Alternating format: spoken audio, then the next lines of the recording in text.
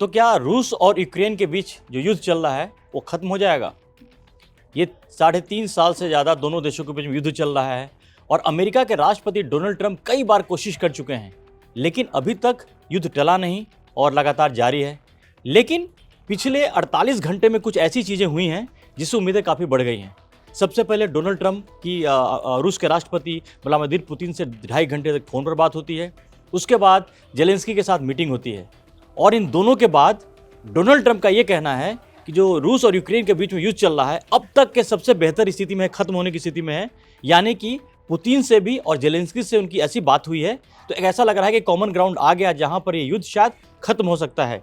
और अगर ये युद्ध खत्म होगा तो यकीन मानिए कि 2026 के लिए शुरुआत के लिए इससे बढ़िया कोई खबर पूरी दुनिया के लिए नहीं हो सकती है, क्योंकि सवाल सिर्फ रूस यूक्रेन का ही नहीं है, पूरी दुनिया का सवाल है। और इन दोनों के देशों के बीच में युद्ध खत्म होना बहुत ज़रूरी है, क्योंकि इसकी वजह से काफ़ी सारी परेशानियां हैं और दूसरे देश भी कई ऐसा लग रहा है कि युद्ध के मुहाने पर खड़े हैं। और अगर युद्ध खत्म हो जाता है तो हैप्पी न्यू ईयर के लिए इससे बढ़िया कोई वो मिलेगा नहीं। प्रशांत, आपको क्या लगता है? क्योंकि अब तो डोनाल्ड ट्रंप कह रहे हैं काफ़ी सीरियसली लग भी रहा है, क्योंकि लगातार कोशिश कर रहे हैं वो और खुद कोशिश कर रहे हैं। पहले वो निगोशिएशन के लिए अपने दूत को भेजते हैं और खुद भी उन्होंने पुतिन से मुलाकात की थी, काफ़ी नाराज़ थे, उनको लगा कि पुतिन मान नहीं रहे हैं। लेकिन इस बार पुतिन से बात करने के बाद और जेलेंस्की से बात करने के बाद बड़ा पॉजिटिव है उनका भी। जेलेंस्की को बहादुर कह रहे हैं कि बहुत ब्रेव हैं जेलेंस्की, और पुतिन के बारे में बोल रहे हैं कि वो भी कीन है कि युद्ध खत्म हो जाए।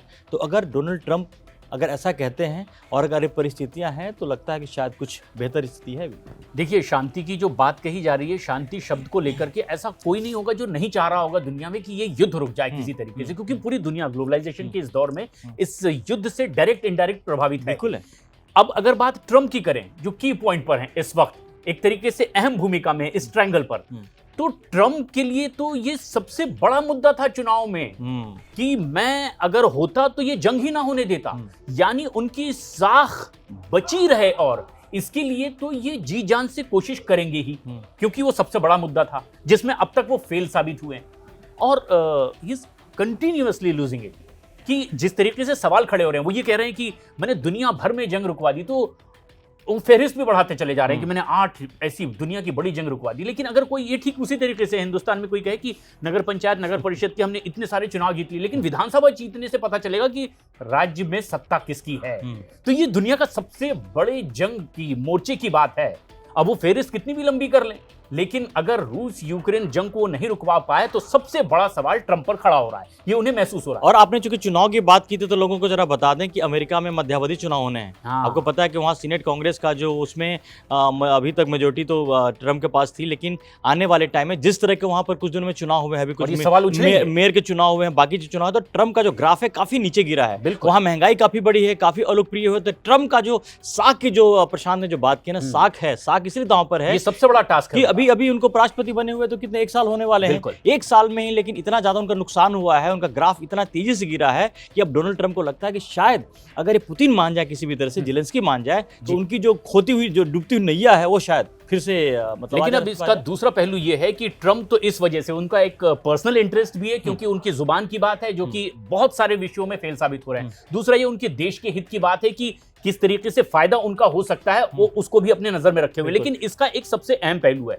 और वो ये है कि पुतिन इस समय क्या चाहते हैं। बहुत लेटेस्ट अपडेट इसमें यह है कि पुतिन जब वर्दी पहन करके सामने आए हैं, जरूर उन्होंने कुछ नया किया। और एक बार फिर पुतिन वर्दी पहनकर सामने आए, और उन्होंने जो सबसे बड़ी बात कह दी है वो काबिले गौर है। उन्होंने कह दिया, शांति की मुझे किसी भी तरह से कोई हड़बड़ी और जल्दबाजी नहीं। ये एक बहुत बड़ा झटका भी है। अब ये इसका इफेक्ट साफ तौर पर दिखाई दिया। भले 2.5 घंटे तक की बातचीत पुतिन के साथ में ट्रंप की हो गई जेलेंस्की से मुलाकात से पहले, लेकिन जेलेंस्की से मुलाकात करने वाले हैं चंद घंटे पहले ही आखिर ट्रंप क्यों फोन कर देते हैं पुतिन को? क्योंकि वो बैलेंस बनाने की कोशिश कर रहे हैं, क्योंकि जितना बड़ा कॉमन ग्राउंड ढूंढ रहे हैं, बिल्कुल, क्योंकि खुद को जितना बड़ा उन्होंने मठाधीश घोषित कर रखा था इन सब विषयों के लिए, वो उस पर खरे नहीं उतरे। अब वो बेबस भी दिखाई दे रहे हैं पुतिन के आगे, क्योंकि पुतिन लगातार डंके की चोट पर अपनी वही बात रख रहे हैं जो वो शुरू से कहते आए। अब सबसे खास बात ये कि जेलेंस्की को जब बातचीत के लिए बुला लिया उन्होंने, तो उसके बाद कुछ अहम बातों का जिक्र ट्रंप करते नजर आए। उन्होंने कहा कि बातचीत बहुत अच्छी रही है, कई सारे ऐसे अहम बिंदु हैं जो शांति की तरफ बढ़ते दिखाई दे रहे हैं, लेकिन अपनी ही बातों का खंडन ट्रंप भी करते दिखाई दिए। उन्होंने खुद वो पॉइंट गिना दिए जिससे कि शांति के रास्ते में सबसे बड़ा रोड़ा है। यानी अगर जेलेंस्की कहते हैं कि ठीक है, अगर वो चर्चा ये भी हुई थी कि डॉनबास देने तैयार है, लेकिन वो ये कह रहे हैं कि एक सुरक्षा की गारंटी तो चाहिए, भले ही वो नेटो में शामिल नहीं होंगे, लेकिन सुरक्षा की गारंटी उसी रूप से चाहिए। अब रूस इस पर किसी भी तरह से तैयार नहीं होगा। नहीं, शायद रूस इस पर हो भी जाए तैयार प्रशांत, लेकिन जो सबसे बड़ी जो गाड़ी अटकी पड़ी है वो यहाँ पे अटकी पड़ी है कि जिन जिन जगहों पर रूस ने कब्जा कर लिया है वो जमीन कैसे मिलेगी जेलेंस्की को, ये बहुत बड़ा सवाल है और यही सबसे बड़ा रोड़ा भी है। देखिए, सुरक्षा की जहां तक बात होती है कि देखिए, पुतिन को जो पाना था उन्होंने पा लिया, जो यूक्रेन से लेना था उन्होंने ले लिया, लेकिन अब पाने की बारी डोनाल्ड ट्रंप की है। इसके पीछे देखिए सिर्फ ट्रंप की समस्या ऐसा नहीं कि रूस यूक्रेन से उनको प्यार है, उनको जो वहां पर जो अभी अमेरिका में जो महंगाई काफी ज्यादा हो रही है और आने वाले सर्दियां आ गई हैं यूरोप के अंदर में, वहां गैस की बहुत ज्यादा जरूरत होती है और रूस का ही कई उनके और उनके जो कहते हैं एलाइज के बहुत सारे हित जुड़े हुए हैं। और जो अमेरिका में जिस तरह से महंगाई छू रही है, आसमान को छू रही है, उसमें बहुत बड़ा हाथ है कि जो रूस पे जिस तरह से प्रतिबंध लगाया गया और टैरिफ लगाया गया, दूसरे देशों पर लगाया गया है, उसका बुरा इंपैक्ट पड़ा है अमेरिका के ऊपर भी, क्योंकि अमेरिका ने भारत के ऊपर भी एक्स्ट्रा टैरिफ लगा दिया है, तमाम देशों के खिलाफ लगाया है, ब्राजील, चीन जितने भी हैं। उससे उल्टा हुआ असर ये हुआ है कि अमेरिका में महंगाई बढ़ गई है, वहां की इकोनॉमी जो है वो डूब रही है, वो स्थिति उसकी बड़ी बड़ी खराब है।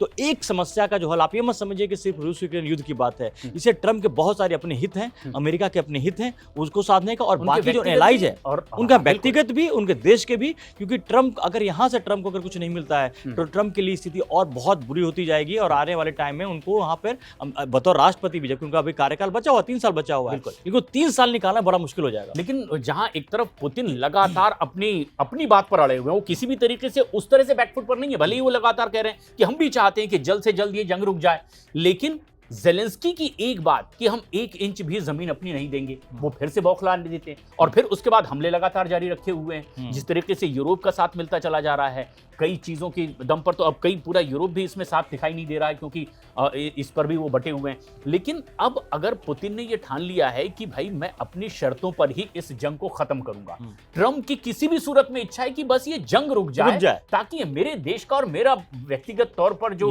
मेरी जिद है वो पूरी होती दिखाई दे। लेकिन जेलेंस्की की एक अपनी जिद है कि वो लगातार, चाहे वो ईयू के उकसावे पर हो या फिर नेटो के कहने पर हो, क्योंकि उनका अपना हित है कि अगर उस कॉरिडोर में पुतिन ने पैर जमा दिया डॉनबास के इलाके में, तो सीधे सीधे लगता है नेटो देशों को कि भाई अगला हमारा पर कभी भी हो सकता है। और ऐसे में जेलेंस्की पूरी तरीके से अब उनके हाथ के मोहरे के तौर पर इस वक्त दिखाई दे रहे हैं, और ये भी ट्रंप की एक बड़ी मुश्किल। लेकिन समस्या इसमें भी है प्रशांत कि अगर डोनबास में अगर रूस ने अपने कदम रख दिए हैं तो चाह के यूरोप देश के चाहने के बाद भी रूस जो पीछे हटने वाला है नहीं। तो अब जो पिछले जो कुछ समय घटनाएं घटी थी, और आपको याद होगा कि पुतिन ने धमकी दी थी, यूरोप के देशों को भी धमकी दी थी कि भाई अगर ऐसा नहीं है कि जरूरत पड़ी तो उनसे भी लड़ने के लिए तैयार है, तो कहीं ना कहीं यूरोप के अंदर भी एक डर बैठा है। यूरोप क्योंकि आज की तारीख में यूरोप के ज्यादातर देश हैं, उनकी आर्थिक स्थिति कह लीजिए या उनका जो रक्षा का पूरा जो स्ट्रक्चर है, ऐसा नहीं है कि किसी भी तरह से वो रशिया से वो दुश्मनी मोल लें।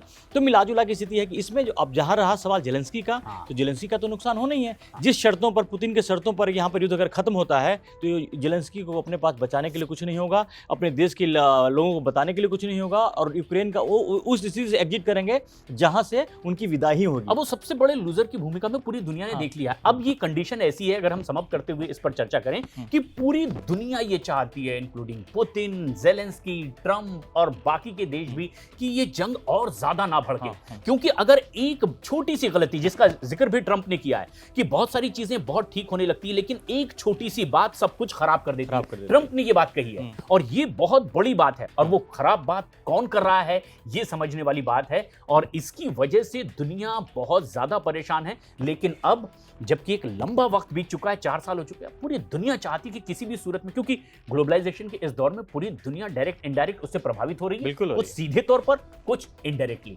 लेकिन हर कोई चाहता है कि जंग किसी भी सूरत में रुक जाए।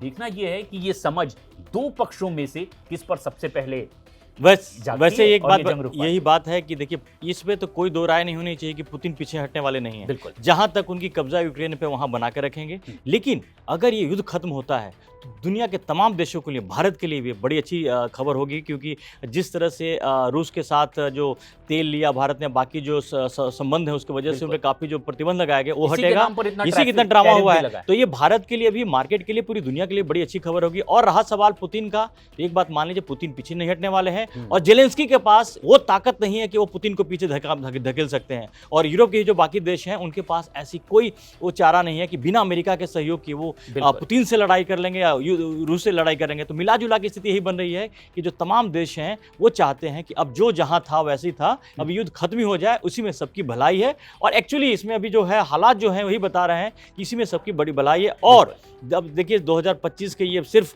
2025 बड़ा खराब रहा, इस मामले में बहुत खराब रहा है। मार्केट के हिसाब से भी देखिए लड़ाइयाँ भी चलती रही हैं, तमाम लड़ाइयाँ भी। अगर ये अब 2-3 साल के बचे हुए हैं, अगर ये खबर आगे अगर अपने अंजाम तक पहुंचती है तो यकीन मानिए 2026 की इससे अच्छी शुरुआत हो नहीं सकती है। और हम भी उम्मीद करते हैं कि ये जो युद्ध है रूस यूक्रेन के बीच में खत्म हो जाए, ताकि पूरी दुनिया में शांति का माहौल बने। तो फिलॉसफी यही सर्वे भवन्तु सुखिनः, सर्वे सन्तु निरामयाः। भारत यही चाहता भी है और भारत की और भारत और रूस के साथ खड़ा है, मजबूती के साथ खड़ा हुआ है। और डोनाल्ड ट्रंप की इस कोशिश की तारीफ की जानी चाहिए। और हम इस बात को उम्मीद करते हैं कि इनकी जो कोशिश है वो रंग लाए और दोनों देशों का युद्ध खत्म हो जाए। तो अब तमाम घटनाओं पर नजर बना रही है। अभी तक आपने कड़क को सब्सक्राइब नहीं किया तो जल्दी से सब्सक्राइब करें। फिलहाल के लिए धन्यवाद।